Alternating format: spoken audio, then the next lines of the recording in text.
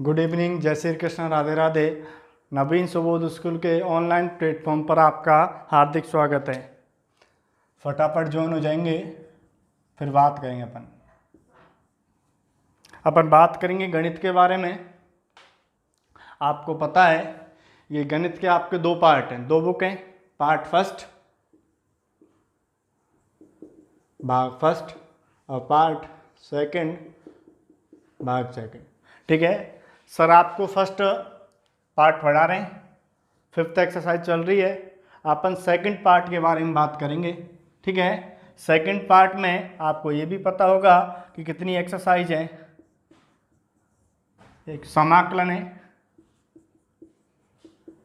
First part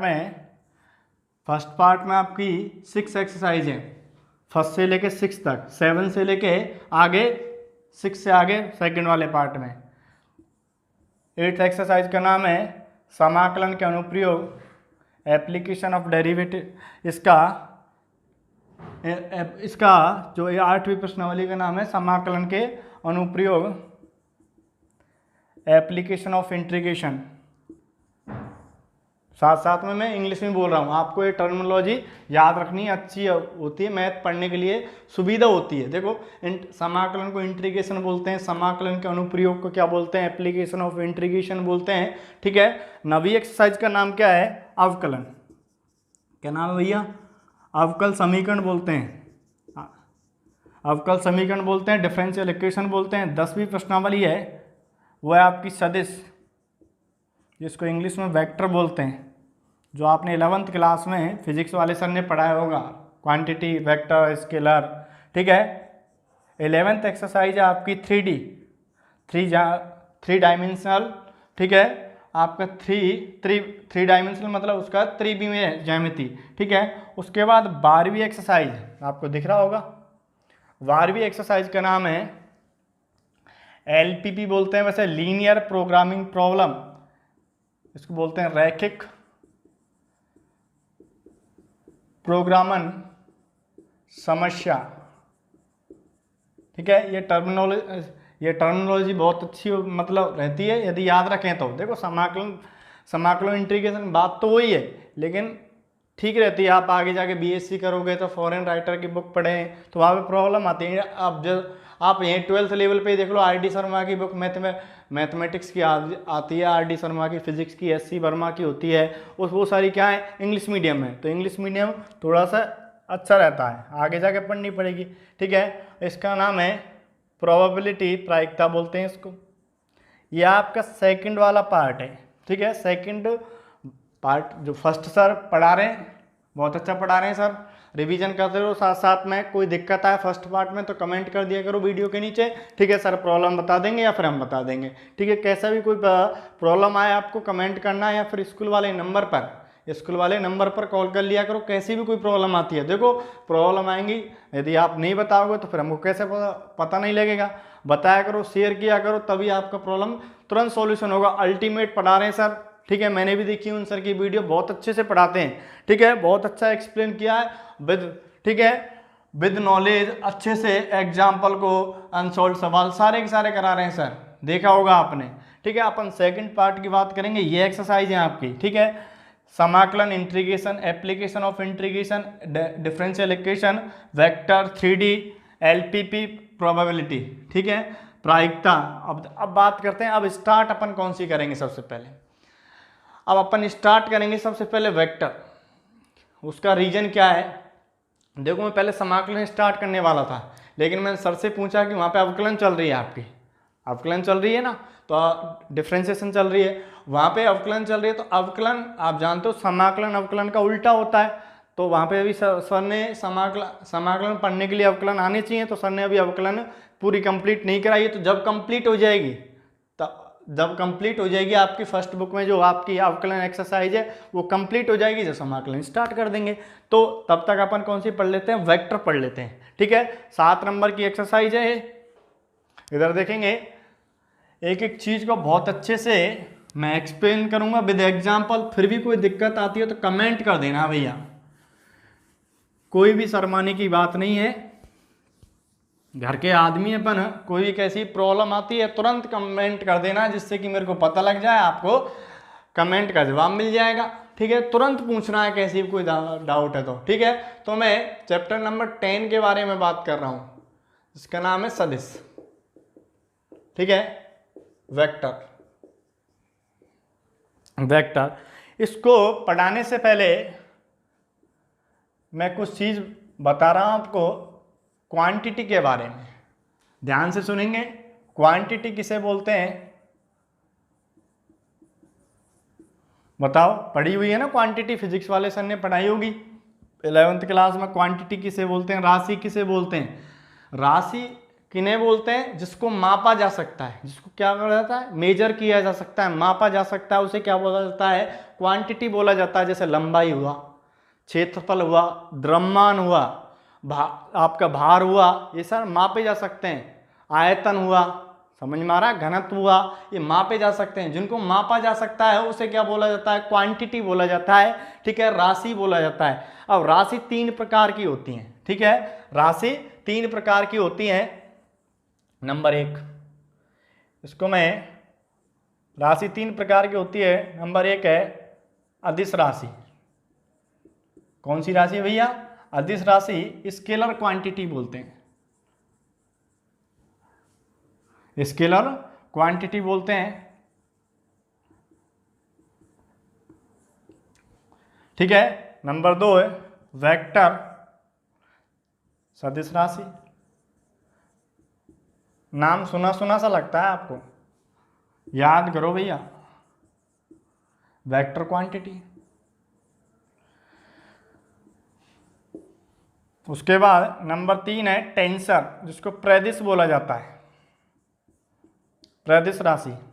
ये sir ने हालांकि बताई नहीं होगी, लेकिन ये राशि के ही, क्वांटिटी के ही टाइप हैं। 3 टाइप की होती हैं। ठीक है, वैसे आपको 2 टाइप की पढ़ाई होंगी सर ने, सदिश और अदिश। ठीक है, इसको टेंसर बोला जाता है, टेंसर क्वांटिटी।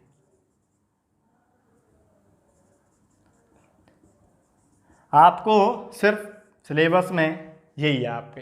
ठीक है, यही पढ़नी है, लेकिन मैं आपको तीनों की डेफिनेशन बताऊंगा एक बार। ठीक है, विद एग्जाम्पल, पहले डेफिनेशन ध्यान से सुनेंगे।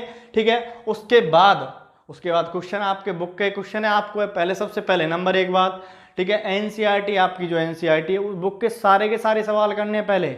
उसके बाद आरडी शर्मा यदि आपको अच्छी लगती है, लेकिन सबसे पहले आपकी प्रायोरिटी होनी चाहिए कि बुक को कंप्लीट करें। ठीक है, जब तक बुक कंप्लीट, क्योंकि एग्जाम होगा वो बुक के हिसाब से होगा, बुक में से ही क्वेश्चन आएंगे। ठीक है, तो सबसे पहले और बुक को करने की बजाय कि आप यूनिवर्सल वाली बुक कर रहे हो, आरडी शर्मा वाली बुक कर रहे हो, उनको करने की बजाय पहले एनसीईआरटी करें तो आपके लिए बढ़िया रहेगा। ठीक है, तो आपके सिलेबस में जो अदिश और सदिश राशि है उसके जो एग्जाम्पल है वो करें। उसके बाद बहुत सारे एग्जाम्पल हैं, तो मैं भी पहले आपको डेफिनेशन समझाऊंगा, फिर एग्जाम्पल देंगे, फिर आपके बुक के सवाल उठाएंगे, क्वेश्चन उठाएंगे, उनको करेंगे, बहुत अच्छे से एक्सप्लेन करेंगे। किसी प्रकार का कोई डाउट है तुरंत कमेंट कर देना, बार बार रिपीट कर रहा हूँ ये वर्ड को। ठीक है, तो सबसे पहले बात करते हैं क्वांटिटी। ठीक है, क्वांटिटी किसे बोलते हैं? जिसको मापन किया जा सकता है। किसका किया जा सकता है? क्वांटिटी किसे बोलते हैं? जिसको मापा जा सकता है। जैसे लंबाई हुआ, आपका मैंने बोला ना, एग्जांपल दिया मैंने, लंबाई हुआ, द्रव्यमान हुआ, बल हुआ, ठीक है, क्षेत्रफल हुआ, आयतन हुआ, घनत्व हुआ, ठीक है, कार्य हुआ, जिसको माप सकते हैं अपन, भार हुआ, बहुत सारे एग्जाम्पल हैं, त्वरण हुआ, वेग हुआ, विस्थापन हुआ, ये सारे क्वांटिटी के प्रकार हैं। ठीक है, जड़त्व, आघूर्ण हुआ। अब क्वांटिटी के एग्जाम्पल और क्वांटिटी के टाइप कितने होते हैं? क्वांटिटी 3 प्रकार की होती है। सबसे पहले अदिश राशि, सदिश राशि और प्रदिश राशि। ठीक है, अब सबसे बात करते हैं पहले अदिश राशि के बारे में। तो मैं, आपने पढ़ी है संधि, पढ़ी है ना, संधि। ठीक है, अब संधि को, संधि विच्छेद करना जानते हो आप? वैसे डेफिनेशन इसमें ही छुपी हुई है, सदिश और अदिश, ऐसे ही बताया होगा सर ने। इसको से प्लस का दिश बोलते हैं, 11th क्लास पढ़ी होगी तो, यदि आपको पढ़ाई होगी। और इसको ए प्लस का, संधि विच्छेद ऐसे ही होता है, ए प्लस का दिश और से प्लस का दिश। देखो इसमें से जुड़ा हुआ, से मतलब साथ में, ठीक है, जिसके साथ दिशा होती है, जिसके साथ दिशा होती है उसे क्या बोला जाता है, सदिश राशि बोला जाता है, और जिसके साथ दिशा नहीं होती उसको क्या बोला जाता है, अदिश राशि बोला जाता है। और फिर प्रदेश राशि किसे बोल देते हैं, ये प्रदेश राशि के बारे में बताएंगे, उससे पहले आप अदिश राशि की डेफिनेशन लिख लेंगे। तो मैं नीचे वाली मिटा दूं भैया और आप लिखना स्टार्ट कर दो। सबसे पहले लिखो राशि, क्वांटिटी बोलते हैं इसको, लिखो क्वांटिटी, राशि, और ब्रैकेट में लिख दो क्वांटिटी। राशि किसे बोला जाता है, जिसको मापा जा सकता है, जिसको क्या जा सकता है, माप सकते हैं, मापन किया जा सकता है, उसे क्या बोला जाता है, राशि बोला जाता है, क्वांटिटी बोला जाता है। ठीक है, फिर लिखेंगे राशियों के प्रकार, फिर लिखेंगे राशियों के प्रकार। नंबर 1 अदिश राशि, और यदि आप इंग्लिश में लिखना चाहते हो तो इसको बोलते हैं स्केलर क्वांटिटी। और सबसे पहले इसकी जो राशि क्वांटिटी के बारे में डिफाइन किया था, स्केलर राशि किसे बोलते हैं, टेंसर क्या होती है, वेक्टर क्या होती है, सबसे पहले जो हैमिल्टन साहब थे, नाम सुना है, इनका बहुत बड़ा योगदान है। हैमिल्टन साहब थे, इन्होंने मैथमेटिशियन थे, बहुत अच्छे। ठीक है, इन्होंने इसको क्वांटिटी को जो टाइप बताए थे, इन्होंने टाइप बताए थे। सबसे पहले जो मेजर किया था इन्होंने किया था, हैमिल्टन साहब, इन्होंने ही कॉम्प्लेक्स की डेफिनेशन दी थी। ठीक है, कॉम्प्लेक्स जो होता है इन्होंने ही दी थी वो कॉम्प्लेक्स की डेफिनेशन। तो सबसे पहले जो मापन किया था, सबसे पहले मेजर किया था, ठीक है, सबसे पहले इन्होंने ही किया था। तो क्वांटिटी किसे बोलते हैं, माप, जिसको मापा जा सकता है। राशियों के प्रकार में नंबर 1 लिखो अदिश राशि, नंबर 1 लिखेंगे अदिश राशि।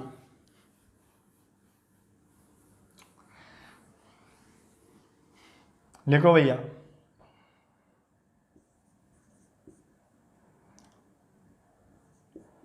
वह राशियां जिनमें केवल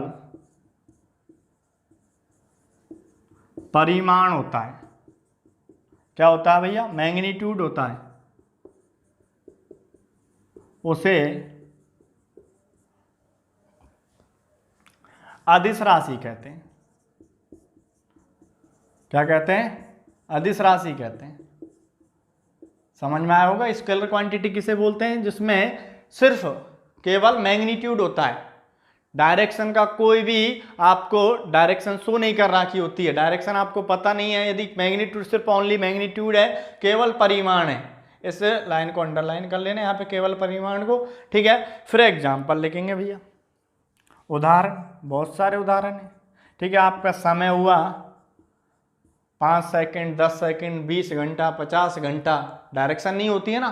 ठीक है, ऐसे लिए बोलते हो आप, कोई पूछता है तो कि 5 बज गए भैया उत्तर की ओर, 10 बज गए पूरब की ओर, सिर्फ ऐसे तो बोलते हो भैया 10 बज गए, 12 बज गए, तो समय आपने डायरेक्शन नहीं देते हो, सिर्फ आप उसका मैग्नीट्यूड बताते हो, 5, 10, 20, तो सिर्फ मैग्नीट्यूड होता है, उसे क्या बोला जाता है, उसे अदिश राशि बोला जाता है। तो समय क्या हो गई, अदिश राशि हो गई।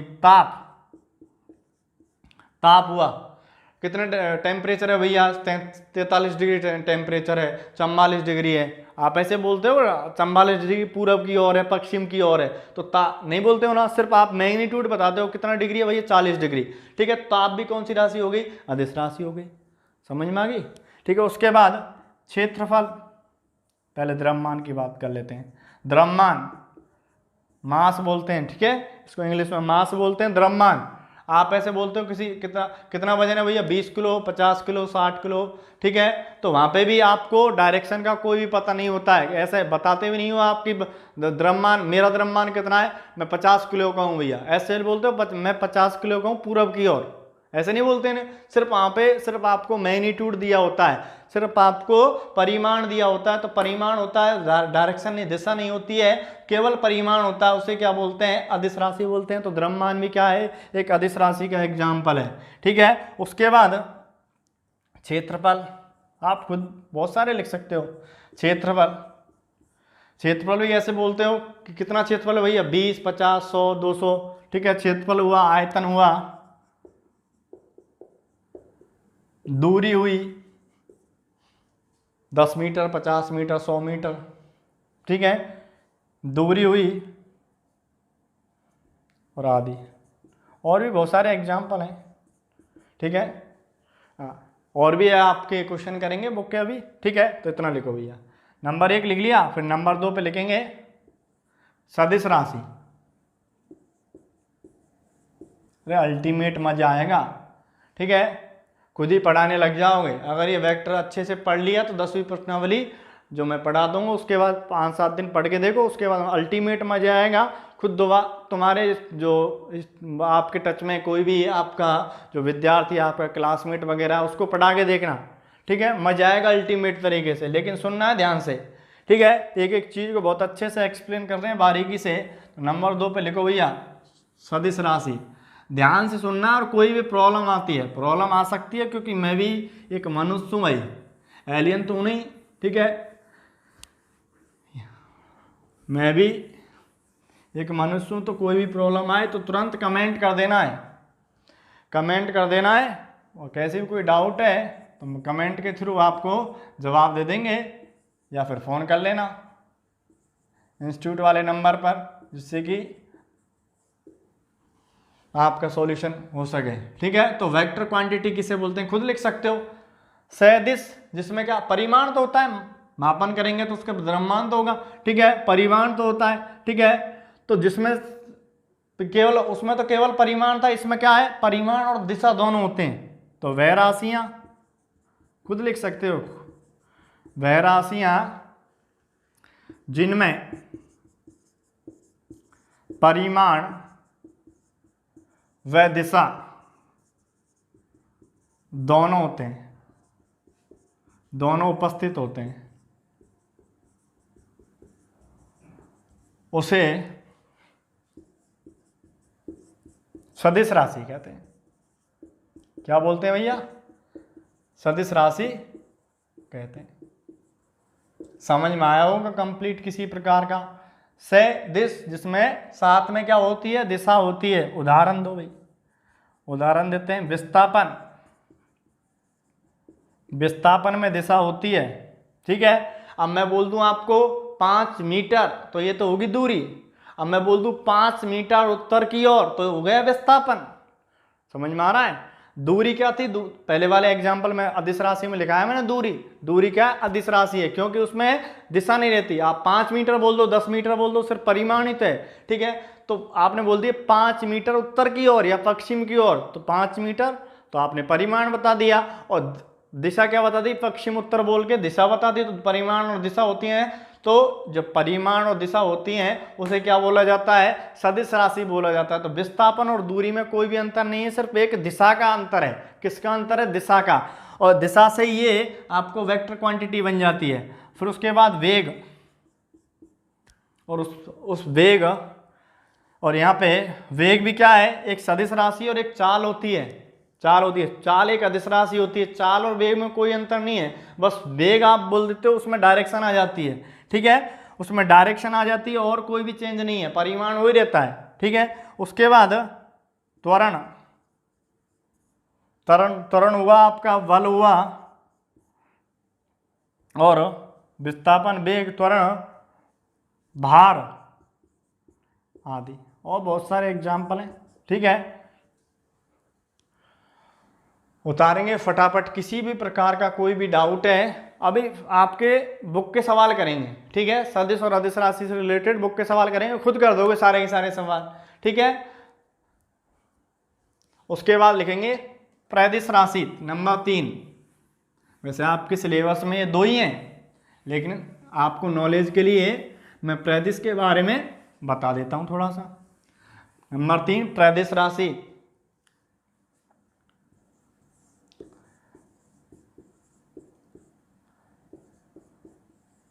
टेंसर क्वांटिटी, प्रदिश राशि, ठीक है। टेंसर क्वांटिटी लिखेंगे, वह राशियां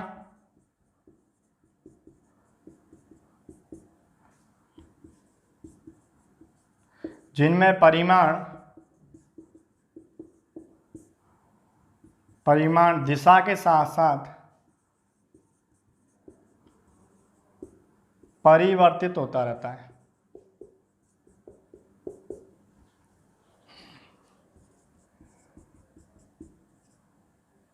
होता है, ठीक है। उदाहरण जड़त्वाघूर्ण। 11वीं क्लास में फिजिक्स में टॉपिक था जड़त्वाघूर्ण, मोमेंट ऑफ इनर्शिया।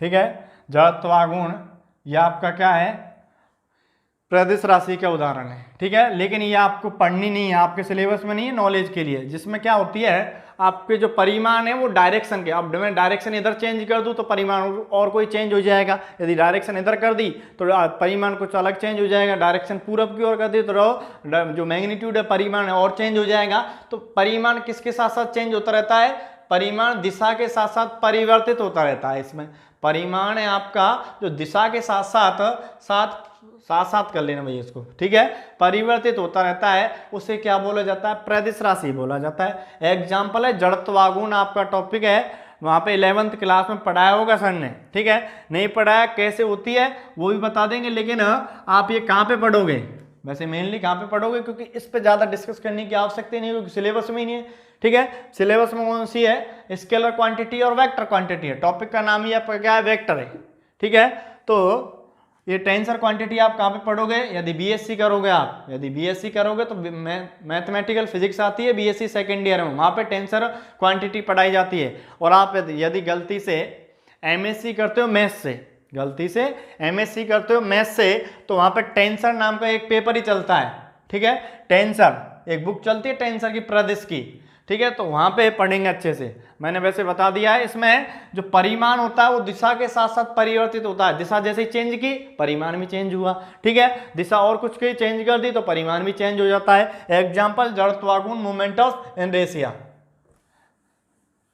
बात करते हैं अब आपके क्वेश्चन की बात करें, देखो साथ साथ कर लें, बहुत अच्छी बात है। एक बार मैं रामायण लिखा दूं उसके बाद क्वेश्चन कराऊं तो आधी सी रामायण भूल जाओगे आप। ठीक है, तो मेरा पढ़ाने का तरीका क्या होता है, एक बार थोड़ी सी आपको जो मेन जो चीज डेफिनेशन समझा दी, यदि उससे रिलेटेड क्वेश्चन बन रहे हैं बुक में तो बता दो। ठीक है, नहीं तो आगे बढ़ जाओ। कोई डेफिनेशन समझा उससे रिलेटेड क्वेश्चन बन रहा है तो बता दो साथ साथ है। तो आपकी जो बुक है उसमें एक दो क्वेश्चन दे रखे हैं राशि को पहचानने के लिए कि कौन सी राशि है भैया। अदिश और सदिश के बारे में ही बताना है। ठीक है, तो सभी का ध्यान यहां पे होना चाहिए।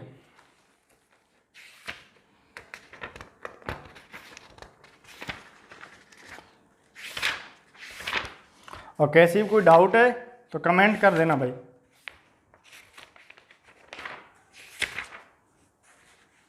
क्वेश्चन नंबर सेकंड देखेंगे भैया। क्वेश्चन नंबर एक्सरसाइज आपकी 10.1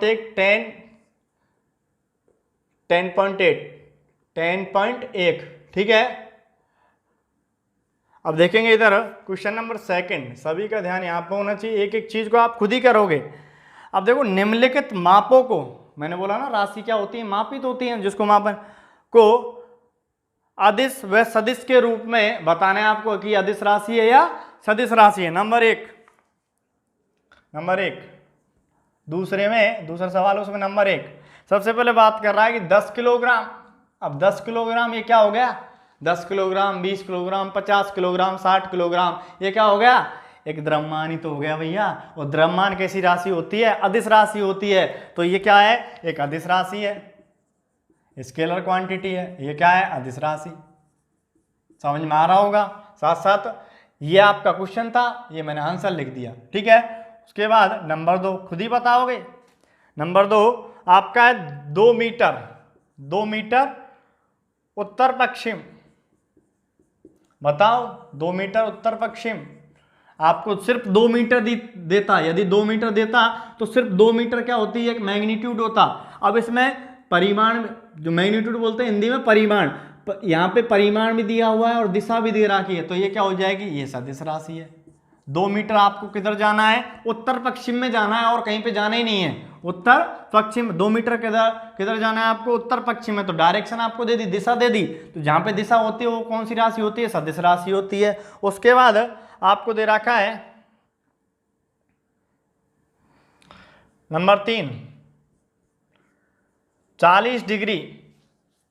अरे 40 डिग्री 50 डिग्री दिशा है क्या, दिशा नहीं होती है ना, सिर्फ परिमाण है, कोण का मान है 40 डिग्री। ठीक है, 40 डिग्री ये क्या है, एक अदिश राशि है। क्या है? एक अदिश राशि है। ये क्वेश्चन है, ये आंसर है, बार बार बोल रहा हूं। ठीक है, नंबर 4, इसमें ही 4 है, खुद कर लोगे। 40 वाट क्या है?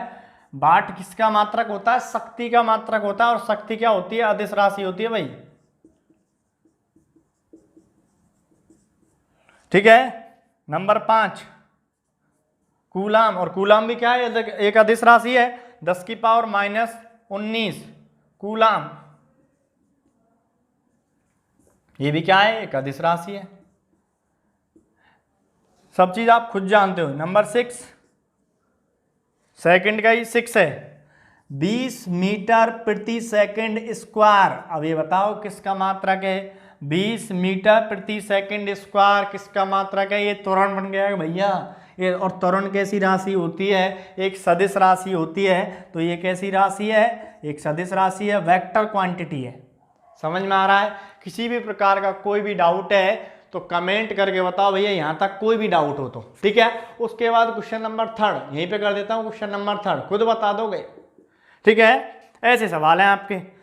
आपको इस क्वेश्चन नंबर 3 में भी निम्नलिखित को अदिश व सदिश राशियों के रूप में बताइए कौन की अदिश राशि है, कौन सी सदिश राशि है। ठीक है, नंबर 1, यदि मेरी स्पीड फास्ट लगे तो कमेंट करके बता देना। पहली क्लास है तो मेरे को जैसा भी रेस्पॉन्स लगे तुरंत बताना, जिससे कि अपन कुछ करेक्शन कर सकें। यदि मेरी स्पीड फास्ट है तो कम कर देंगे, यदि कम है तो तेज कर देंगे, अपना घर का मामला है। ठीक है, तो देखो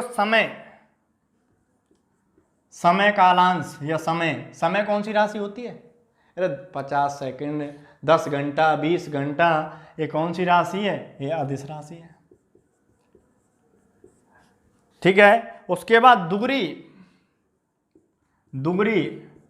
अब दूरी क्या है? 20 मीटर, 50 मीटर, 100 मीटर दूरी। यदि दूरी में दिशा दे रखी है तो दूर विस्थापन बन जाता है। जहां पे ये दे रखी है, विस्थापन बन गया 2 मीटर उत्तर पश्चिम। 2 मीटर किधर जाना है? उत्तर पश्चिम में जाना है। सिर्फ दूरी के बारे में बात करा। दूरी क्या है? एक अदिश राशि होती है।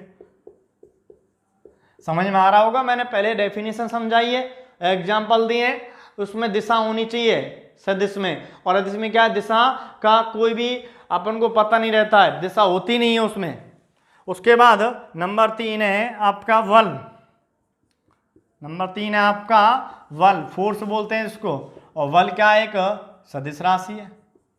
अरे फोर्स सदिश राशि होती है ना। और नंबर 4 वेग। ये क्या है? ये भी सदिश राशि है। यहाँ पे चाल होता तो अदिश राशि हो जाती। नंबर 5 कार्य। और कार्य आप जानते हो, सारी चीज पढ़ रखी है। यहाँ तक कोई भी कैसे भी कोई दिक्कत आई, बस टेंसर प्रदेश जो मैंने बताया वो थोड़ा सा अलग है। ठीक है, जो कार्य है वो कौन सी राशि है? एक अदिश राशि है। अरे कोई दिक्कत है? यहाँ तक सारे आंसर आपके पास हैं, फटाफट उतार लेंगे, फिर रफ करेंगे। उसके बाद अब बात करेंगे, ये देखो क्वेश्चन नंबर 2 और क्वेश्चन नंबर 3 दोनों डेफिनेशन से रिलेटेड थे तो मैंने करा दिया साथ साथ में। अब आगे बढ़ेंगे। कैसा कोई डाउट है तो कमेंट के थ्रू बता सकते हो आप। रेस्पॉन्स जरूर बताना है और अटेंडेंस लगानी है सबकी। अटेंडेंस कैसे लगाएंगे सर? ऑफलाइन क्लासेज में तो आप रजिस्ट्रेशन में रजिस्टर में अपन पेन कॉपी में रोल नंबर 1, रोल नंबर 2 ऐसे करते थे। लेकिन यहाँ पे जो आपको अटेंडेंस लगानी है, लाइक के थ्रू लगानी है। लाइक करना है वीडियो को, ठीक है, और शेयर करना है अधिक से अधिक। ठीक है, वो आपकी अटेंडेंस मानी जाएगी भाई। और कैसा भी कोई डाउट है तो तुरंत बताना है। बार बार रिपीट कर रहा हूं मैं इस वर्ड को, क्योंकि इसका रीजन है कि आपको कोई प्रॉब्लम नहीं आनी चाहिए। प्रॉब्लम आ रही है तो हमको बताओ, कैसी कोई डाउट है तो। ठीक है, सबसे पहले अब बात करेंगे नंबर 1। सबसे पहले मैं स्थिति सदिश के बारे में बता देता हूं भैया। ये मिटा दूं? स्थिति सदिश,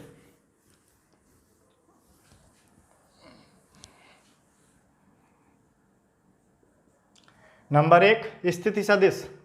पहले लिख लो सदिशों के प्रकार। उससे पहले एक नोट लगा लो। देखो सारी चीज मैं लिखा देता हूं साथ साथ में, जिससे कि आपको कोई प्रॉब्लम नहीं आए। ठीक है, नोट लगा के लिख लेंगे। जो ये होती है, क्या है, ये वाला, दोनों साइड बढ़ रही है ना, तो इसे बोलते हैं लाइन। क्या बोलते हैं इसको? लाइन बोलते हैं भैया। इसको रेखा बोलते हैं। क्या बोलते हैं इसको? रेखा बोलते हैं। उसके बाद और आपने इसमें दोनों जो छोर थे वो दोनों तरफ जा रहे हैं, इधर भी जा रहा है और इधर भी जा रहा है, फिक्स नहीं है। ठीक है, यहां पे आपने एक छोर को फिक्स कर दिया, एक यहां से आपने फिक्स कर दिया, उधर तरफ बढ़ा रहे हो, खींच रहे हो। ठीक है, एक रबड़ की भांति। ठीक है, एक को पकड़ के, एक साइड पकड़ के दूसरी साइड से खींच रहे हैं, तो एक ये क्या होती है? किरण होती है। क्या होती है? रे होती है भाई, इसको बोलते हैं किरण। ठीक है, अंतर पता नहीं होता इसलिए बता रहे हैं एक एक चीज को।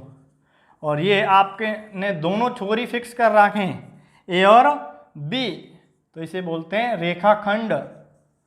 क्या बोलते हैं भैया? रेखाखंड बोलते हैं। रेखा में फिक्स नहीं होती, न तो इनिशियल पॉइंट फिक्स होता है, नहीं फाइनल पॉइंट फिक्स होता है। और यहाँ पे यदि मैं इस रेखाखंड में दिशा और बता दूं, क्या बता दूं मैं? दिशा बता दूं, इसको पी क्यू बोल दूं, दोनों फिक्स हैं। इसमें डायरेक्शन और लगा दी मैंने, क्या लगा दी? दिशा, और बता दी भैया रेखाखंड है वो, उसमें दिशा इस तरफ है, ए से पी से क्यू की ओर, पी से क्यू की ओर, तो इसे बोलते हैं दिष्ट रेखाखंड। क्या बोलते हैं? दिष्ट माने दिशा और रेखाखंड तो है ही भैया, इसे बोलते हैं दिष्ट रेखाखंड। एक एक चीज को आपको लिखा देंगे जिससे कि आपको कोई भी प्रॉब्लम नहीं आए। अरे खुद ही मास्टर बन जाओगे। नोट में लिखेंगे, जिसमें दोनों छोर को खींच रहे हैं अपन, ठीक है, और अनंत तक खींच रहे हैं, तो उसे क्या बोला जाता है? लाइन बोला जाता है। और इसमें एक पार्ट को आपने फिक्स कर दिया, एक साइड से खींच रहे हैं, तो उसे किरण बोला जाता है, जिसको रे बोलते हैं इंग्लिश में। क्या बोलते हैं? रे बोलते हैं, RAY। ठीक है, और इसको बोलते हैं, यदि इसको रे बोलते हैं, एक पॉइंट फिक्स है, दूसरी साइड से खींच रहे हैं, और यहाँ पे दोनों पॉइंट फिक्स हैं, इसको बोलते हैं, चाहे इसको दो, इसको इनिशियल बोल लो, ठीक, यदि इधर से इधर की तरफ जा रहे हो तो इसे इनिशियल पॉइंट बोलते हैं, प्रारंभ में वो भी बताएंगे। ठीक है, यदि दोनों पॉइंट फिक्स हैं तो उसे रेखाखंड बोलते हैं, और दोनों पॉइंट फिक्स हैं और उसमें दिशा भी आपने मेंशन कर दी, ठीक है, तो उसे दिष्ट रेखाखंड बोलते हैं। इंग्लिश में बोलते हैं इसको लाइन सेगमेंट, इसको बोलते हैं डायरेक्टेड लाइन सेगमेंट। क्या बोलते हैं? इसको लाइन सेगमेंट बोलते हैं, इसको डायरेक्टेड लाइन सेगमेंट बोलते हैं। समझ में आया? जैसा आपको उचित लगता है, मेरे को हिंदी मीडियम में लिखना है तो हिंदी में लिख लेना, इंग्लिश में लिखना है इंग्लिश में लिख लेना। उसके बाद बात करते हैं इसकी, यहां पे हेयर लिख दो, यहां जो P है वो प्रारंभिक बिंदु है। क्या है आपका? प्रारंभिक बिंदु। ठीक है, प्रारंभिक बिंदु या पूंछ भी बोला, टैल भी बोला जाता है। ठीक है, क्यों क्या है यहां पे? अंतिम बिंदु, टर्मिनल पॉइंट है। दिख तो रहा होगा आपको, यदि नहीं दिख रहा तो मैं बोल रहा हूं, यहां पे जो P है वो क्या है? प्रारंभिक बिंदु है, और Q है वो क्या है? अंतिम बिंदु है।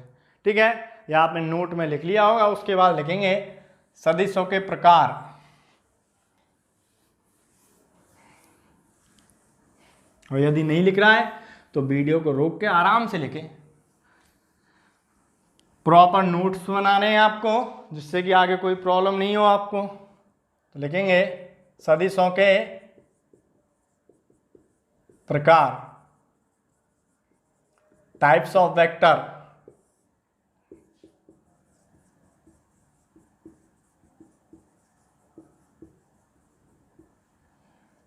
ठीक है, नंबर 1 स्थिति सदिश। क्या है? स्थिति सदिश। यथा नाम तथा गुण, इसको इंग्लिश में बोलते हैं पोजीशन वेक्टर। क्या बोलते हैं? Position vector. आपकी पोजीशन कहाँ है, आप कहाँ पे बैठे हुए हो। ठीक है, तो ये भी क्या बताता है? स्थिति बताता है बिंदु की, ये बिंदु कहाँ पे और किसके सापेक्ष बैठा हुआ है। ठीक है, तो ये क्या बताता है? स्थिति सदिश क्या है? जो स्थिति बताए, और उसको वेक्टर फॉर्म में लिख देते हैं। ठीक है, देखेंगे इधर, इसको मैं समझा रहा हूं भैया। और दूरी सूत्र पढ़ा है क्या आपने? ये x, वैसे ओरिजिनल में होती है ये x y z ऐसे होती हैं। ठीक है, ये आपका ओरिजिन होता है। यहाँ पे कोई पॉइंट होगा, मेरे को पता है यहाँ पे कोई पॉइंट होगा, ये मैंने बोर्ड पे लिखा है, लेकिन ये पॉइंट कहाँ पे वैसे एग्जैक्ट यहाँ पे स्पेस में ये पॉइंट, ठीक है। इसमें क्योंकि 3D में ना 3 बीमा है भैया, एक्स वाई जेड। अब 3D में तो वैसे अपन देख नहीं सकते, बना ही नहीं सकते, इसको 3D में समझने के लिए पीपीटी बनानी पड़ेगी, और वो अभी तो पॉसिबल है नहीं, पीपीटी बनाने में टाइम लगता है। तो देखो यहाँ पे, और ठीक है यहाँ पे ये पॉइंट, तो इसके क्या है, ये पॉइंट है पी। इस पी पॉइंट के आपको पता है ये एक्स वाई जेड स्पेस में, तो इसके एक्स कोऑर्डिनेट भी रहेगा, एक्स निर्देशांक भी रहेगा, वाई निर्देशांक भी रहेगा, और जेड निर्देशांक भी रहेगा। तो इसको एक्स निर्देशांक मैंने मान लिया स्मॉल एक्स, वाई निर्देशांक स्मॉल वाई, और जेड निर्देशांक स्मॉल जेड। कोई दिक्कत, किसी प्रकार का कोई भी डाउट है तो बता सकता है। स्थिति सदिश किसे बोलते हैं, किसी भी पॉइंट की स्थिति बताता है उसे क्या बोलते हैं, स्थिति सदिश बोलते हैं। आपका मान ले कोई आपकी स्थिति बतानी है आपको, लेकिन सदिश में बतानी है, वेक्टर फॉर्म में बतानी है। इस चीज को ध्यान में रखो, क्योंकि आपको कौन सी एक्सरसाइज पढ़ा रहा हूं मैं, वेक्टर पढ़ा रहा हूं, तो वेक्टर के फॉर्म में ही बतानी है, ठीक है। तो स्थिति सदिश क्या होती है, आपको स्थिति बतानी है पी की ओ के सापेक्ष। किसके सापेक्ष बतानी है, ओ के सापेक्ष बतानी है, बिंदु पी की ओ के सापेक्ष स्थिति। तो लिखेंगे भाई, लिखेंगे बिंदु P की O के सापेक्ष स्थिति इक्वल टू OP, और वेक्टर को डिनोट करते हैं ये एरो लगा के। वेक्टर को डिनोट कैसे करते हैं, एरो लगा के, ठीक है। सदिश को जो निरूपित करते हैं वो एरो लगा के करते हैं। ओपी वेक्टर, इसको क्या बोलते हैं, सदिश बोलते हैं, ओपी वेक्टर। पी की ध्यान देंगे इधर, पी की स्थिति बतानी है आपको ओ के सापेक्ष। अब मैं लिख दूं ए बी, ठीक है, या ओ ए लिख दूं या ए बी लिख दूं, ठीक है। तो ए की स्थिति ओ के सापेक्ष, तो आपको ये भी बताना होता है किसकी स्थिति किसके सापेक्ष बतानी है, ठीक है। तो यहाँ पे P की स्थिति बतानी है किसके सापेक्ष, O के सापेक्ष। ये O क्या है, यहाँ पे ओरिजिन पॉइंट है, मूल बिंदु, और मूल बिंदु के निर्देशांक होते हैं 0,0,0। कोई दिक्कत, तो इसको लिखने का तरीका क्या होता है, P की बतानी है O के सापेक्ष, तो OP वेक्टर। अब OP वेक्टर निकालना आप जानते हो, OP इसको ऐसे भी लिख सकते हैं, एक्स आई कैप प्लस का वाई जे कैप प्लस का जेड के कैप। और लिखने का तरीका क्या होता है, इसे डिनोट कैसे करते हैं, इसे आर वेक्टर से व्यक्त करते हैं।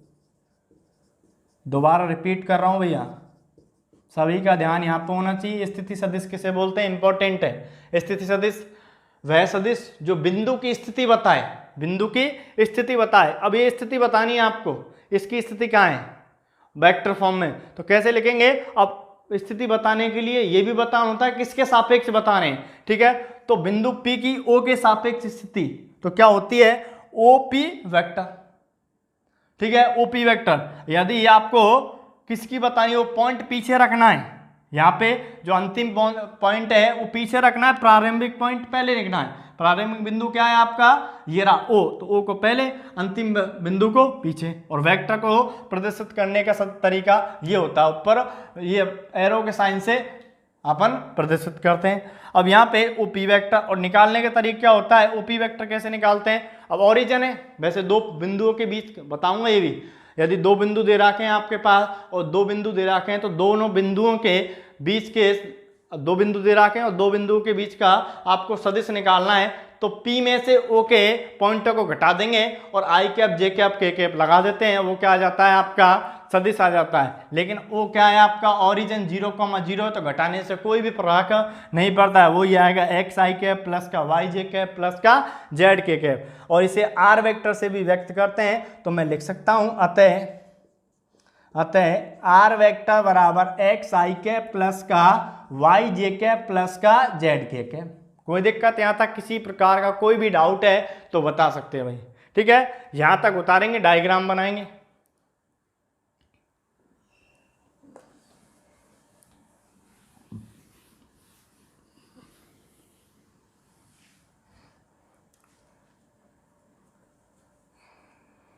और देखो परिमाण क्या होता है, इसके बीच की जो दूरी होती है ना, वही क्या होता है, परिमाण होता है। ठीक है, जो बीच की दूरी होगी वही क्या होगा, परिमाण होगा।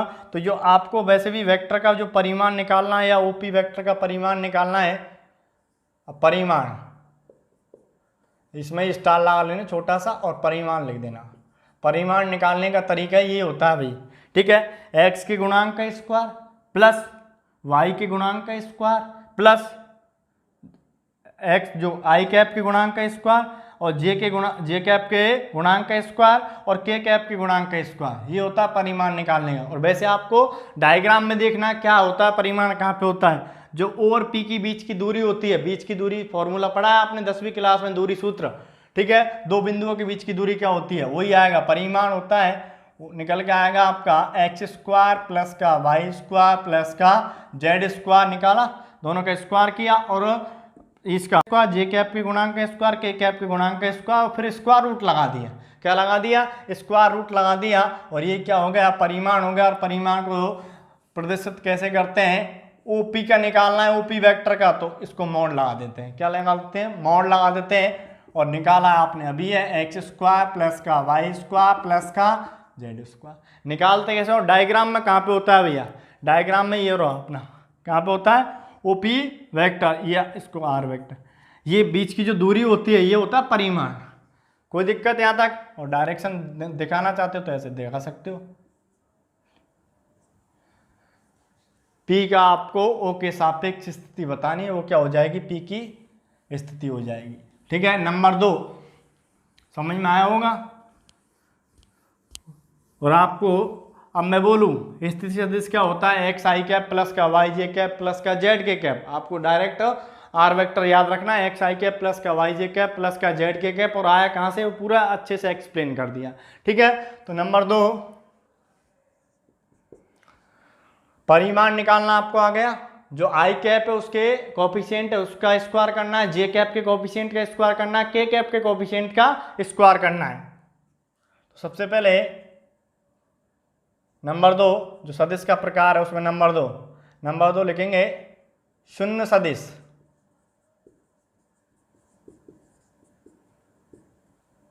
शून्य सदिश, इसको जीरो वेक्टर बोलते हैं, क्या बोलते हैं भैया, जीरो वेक्टर या नल वेक्टर, इंग्लिश में जीरो वेक्टर या नल वेक्टर, मिटा दें। अब शून्य सदिश किसे बोलते हैं, शून्य सदिश, शून्य मतलब कहीं पे चला ही नहीं है, चला मतलब जिसका प्रारंभिक बिंदु, वह सदिश जिसका प्रारंभिक बिंदु और अंतिम बिंदु क्या हो, एक ही हो, जिसके प्रारंभिक बिंदु और अंतिम बिंदु एक ही हो, ठीक है। तो वह सदिश, ये तो आपको किताब की लैंग्वेज लिखा रहा हूं, वह सदिश जिसके प्रारंभिक बिंदु, और आपको पता लग गया प्रारंभिक किसे बोलते हैं, जहां से स्टार्ट हुआ है उसे प्रारंभिक बोलते हैं, और जहां पे खत्म हुआ है उसे अंतिम बिंदु बोलते हैं, ठीक है। प्रारंभिक बिंदु तथा अंतिम बिंदु एक ही हो,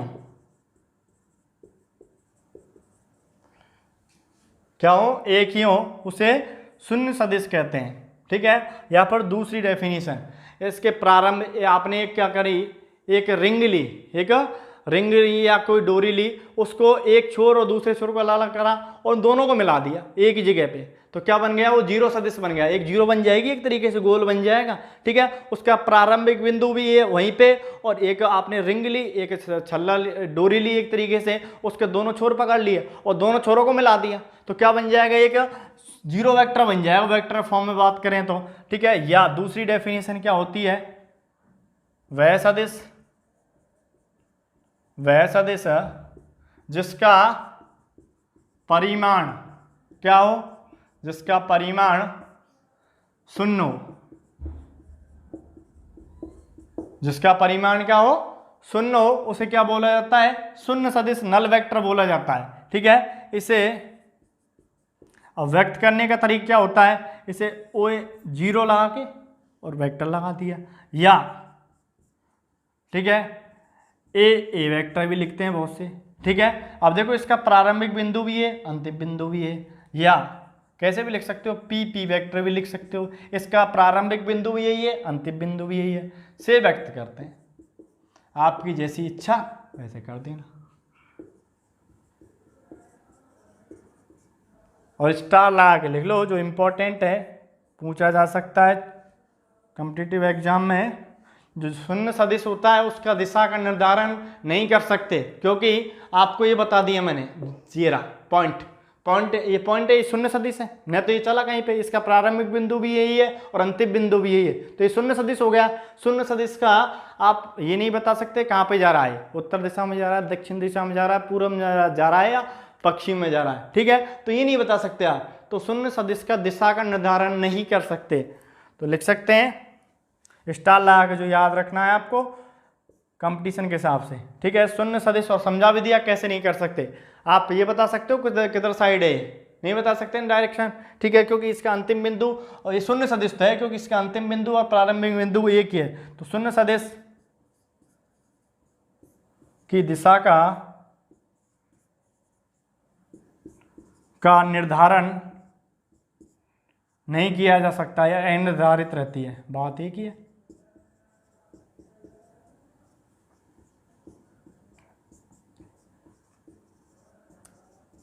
ऐसे भी लिख सकते हैं, निर्धारण नहीं किया जा सकता या अनिर्धारित रहती है, ठीक है। फटाफट उतारेंगे, फास्ट।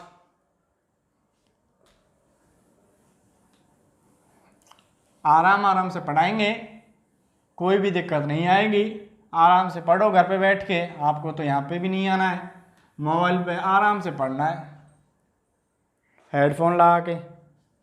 नंबर 3, मात्रक सदिश।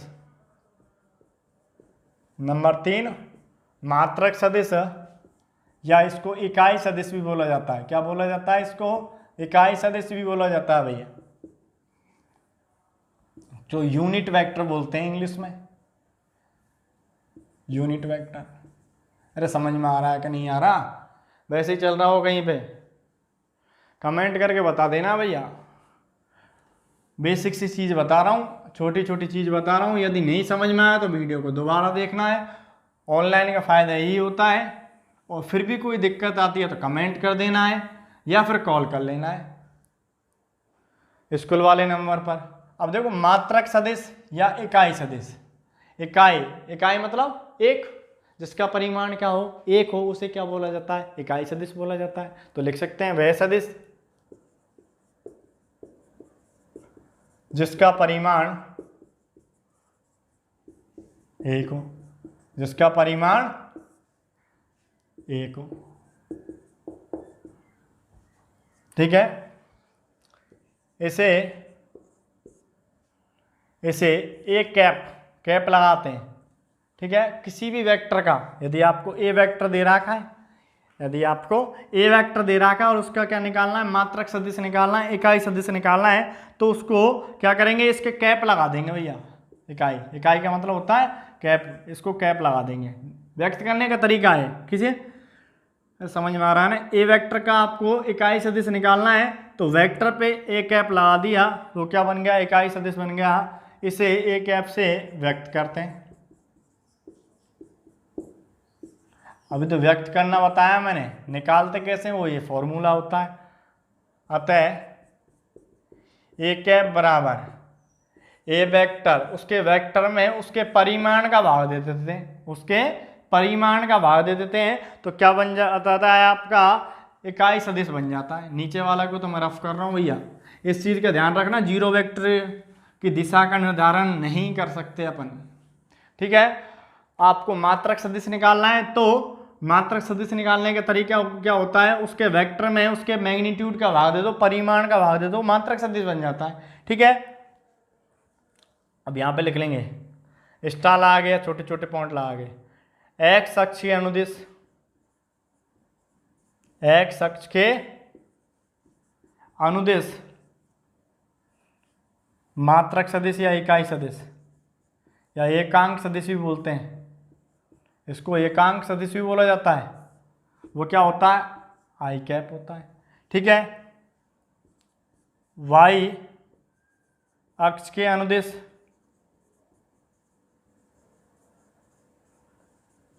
इकाई सदिश या एकांक सदिश क्या होता है भैया? जे कैप होता है। नंबर 3, जेड अक्ष के अनुदिश एकांक सदिश क्या होता है? के कैप होता है। दोबारा रिपीट कर रहा हूँ, कोई भी टफ नहीं, सिंपल डेफिनेशन है। इकाई सदिश यथा नाम तथा गुण, जैसा नाम है वैसे ही काम है। इकाई सदिश क्या बोला जाता है? जिसका परिमाण क्या हो? एक हो, ठीक है, जिसका परिमाण एक होता है उसे क्या बोला जाता है? इकाई सदिश या मात्रक सदिश बोलते हैं, ठीक है। अब इसका इकाई या एकांक सदिश बोलते हैं। एकांक सदिश निकालने का, व्यक्त करने का तरीका होता है ए कैप, और निकालने का फॉर्मूला क्या होता है? A cap equal to A vector. Vector में उसके परिमाण का भाग दे दो तो क्या बन जाता है? एकांक सदिश या मात्रक सदिश बन जाता है, ठीक है, कोई दिक्कत? अब x, अब आपको अक्षों के अनुदिश पूछ ले कोई, x अक्ष के अनुदिश क्या होता है भाई? एकांक सदिश। y अक्ष के अनुदिश क्या होता है? z अक्ष के अनुदिश क्या होता है? तो जो x अक्ष के अनुदिश एकांक सदिश होता है वो आई कैप होता है, ठीक है। और जो y अक्ष के अनुदिश जो एकांक सदिश या इकाई सदिश या मात्रक सदिश होता है वो क्या होता है? आपका जे कैप होता है। एकांक भी बोला जा सकता है इसको, ठीक है। जेड अक्ष के अनुदिश एकांक सदिश क्या होता है? के कैप होता है। कोई दिक्कत, किसी भी प्रकार का कोई भी डाउट है तो बता सकता है भैया कमेंट करके, ठीक है। रिपीट कर दिया है मैंने, मिटा दें।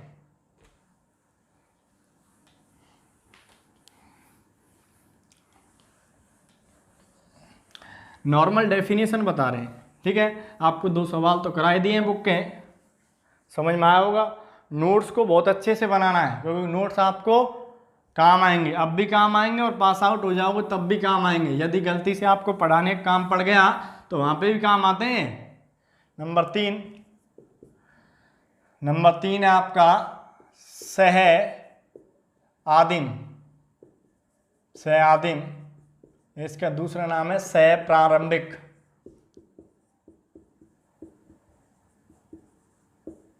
सदिश, ठीक है।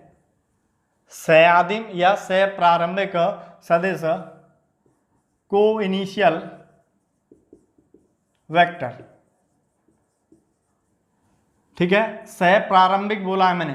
सह प्रारंभिक मतलब जिसके 2 या 2 से अधिक सदिश सह प्रारंभिक या सह आदिम सदिश कहलाते हैं यदि उनका प्रारंभिक बिंदु प्रारंभिक बिंदु एक ही हो, उनके प्रारंभिक बिंदु एक ही हो। जैसे ये आपका ए वेक्टर है, ठीक है, यह आपका बी वेक्टर है,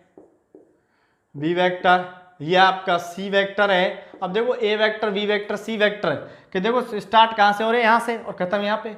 स्टार्ट यहाँ से खत्म यहाँ पे, स्टार्ट यहाँ से खत्म यहाँ पे। तो ए वेक्टर का भी प्रारंभिक बिंदु यही है, बी वेक्टर का भी प्रारंभिक बिंदु यही है, सी वेक्टर का भी प्रारंभिक बिंदु यही है। जिसके प्रारंभिक बिंदु एक ही होते हैं उसे क्या बोला जाता है? उसको बोला जाता है सह आदिम सदिश। तो लिख सकते हो 2 या 2 से अधिक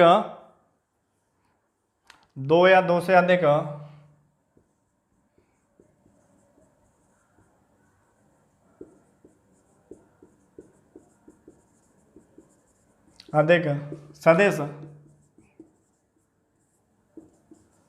सह आदिम या सह प्रारंभिक, दोनों नामों से आ सकता है, चाहे ये पूछ सकता है चाहे ये पूछ सकता है, ठीक है। सह आदिम सदिश कहलाता है यदि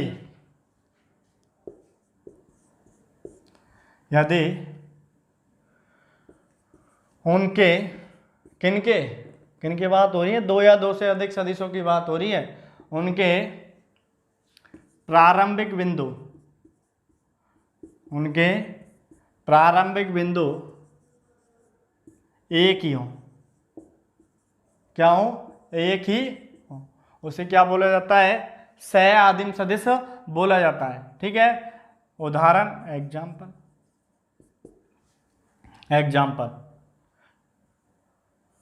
ए वेक्टर रहा आपका, या आपका बी वेक्टर रहा, या आपका सी वेक्टर रहा, या आपका डी वेक्टर रहा। देखो एक ही पॉइंट से स्टार्ट हो रहे हैं। प्रारंभिक बिंदु क्या है इसका? ये रहा। तो आपका ये ओ दे सकते हो, ये ए दे सकते हो कैपिटल, ये कैपिटल बी, ये कैपिटल सी और ये कैपिटल डी, ठीक है। तो ओ ए वेक्टर क्या है, ए स्मॉल ए वेक्टर, ओ बी वेक्टर क्या है, स्मॉल बी वेक्टर, ओ सी वेक्टर क्या है, small C vector, O D vector क्या है, स्मॉल डी वेक्टर। तो आपका जो प्रारंभिक बिंदु है ओ सबका सेम है, ओ से स्टार्ट हो रहा है, तो ओ क्या है, प्रारंभिक बिंदु है, प्रारंभिक बिंदु एक ही होते हैं, तो ये चारों के चारों वेक्टर ये क्या है, सह आदिम सदिश है। एग्जाम्पल क्या रहा है, सह आदिम करा भाई। ठीक है, समझ में आया? किसी प्रकार कोई भी डाउट है तो बता सकता है। जिसका प्रारंभिक बिंदु एक ही रहता है उसे क्या बोलते हैं, सह आदिम या सह प्रारंभिक सदिश बोलते हैं। अब मैंने बोल दिया सह अंतिम या संलग्न, इसको संलग्न भी बोलते हैं या संलग्न सदिश भी बोलते हैं, इंग्लिश में बोलते हैं। अब मैं बोल दूं को इनिशियल की जगह को टर्मिनल, जिसका अब टर्मिनल मतलब अंतिम बिंदु, जिनका अंतिम बिंदु एक ही होता है उसे क्या बोलते हैं, संलग्न या आपका सह अंतिम सदिश बोला जाता है। बात तो एक ही है। ठीक है, समझ में आया होगा? किसी प्रकार का कोई डाउट है तो बता देना भैया। नंबर 4 ये लिख लो, नंबर 3 तो लिख लिया होगा, फिर नंबर 4 लिखेंगे संलग्न, संलग्न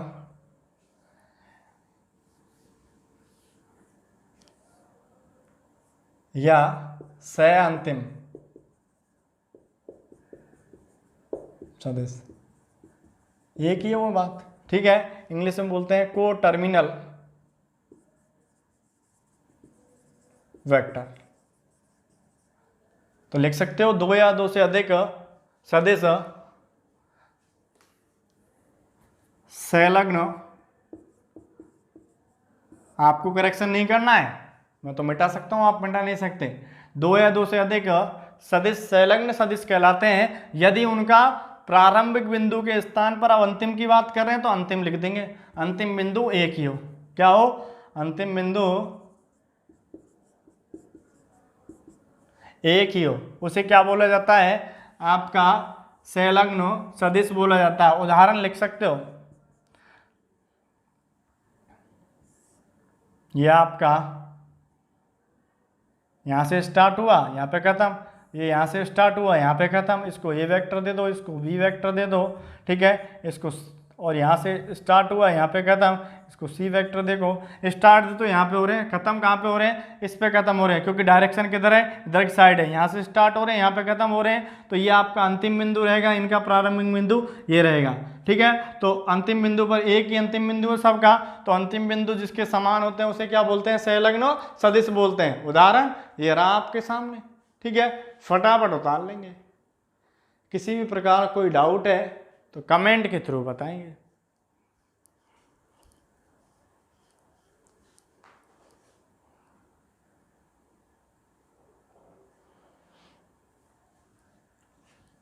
समझ में आ गया?